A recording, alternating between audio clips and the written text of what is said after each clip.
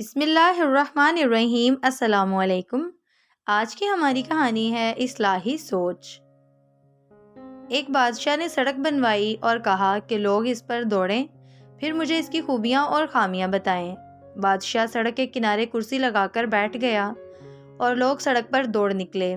تھوڑی دیر بعد لوگوں نے بادشاہ کے پاس پہنچ کر سڑک کی تعریف کی، مگر ساتھ یہ بھی بتایا کہ ایک جگہ کوڑا کرکٹ پڑا ہوا ہے، اگر اسے ہٹا دیا جائے تو راستے کا حسن مکمل ہو جائے گا۔ آخر میں ایک شخص ہاتھ میں تھیلی لیے بادشاہ کے پاس پہنچا اور کہا، حضور معاف فرمائیں، میں بھی جلدی پہنچ جاتا، مگر مجھے سڑک پر کوڑا کرکٹ نظر آیا۔ میں اسے ہٹانے لگا تو دیکھا اس میں سونے کے سکوں سے بھری یہ تھیلی پڑی ہے۔ بادشاہ نے پوچھا، سب کی نظر اس کوڑا کرکٹ پر پڑی، مگر کسی نے بھی اسے ہٹانے کی کوشش نہیں کی، بلکہ مجھے آ کر اسے صاف کروانے کا مشورہ دے دیا۔ لیکن تم نے ایسا کیوں نہیں کیا؟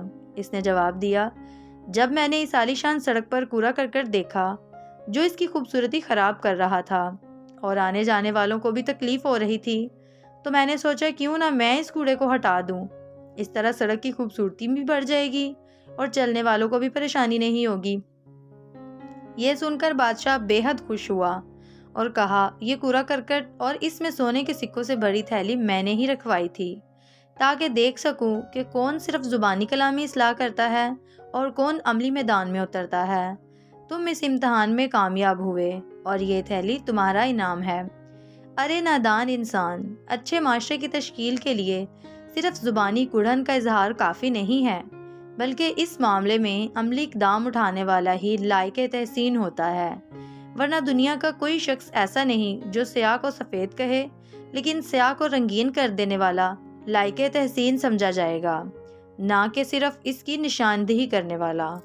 ویڈیو اچھی لگے تو اس کو لائک کیجیے گا، چینل کو سبسکرائب کیجیے گا۔ ملتے ہیں اگلی ویڈیو میں، تب تک کے لیے اللہ حافظ۔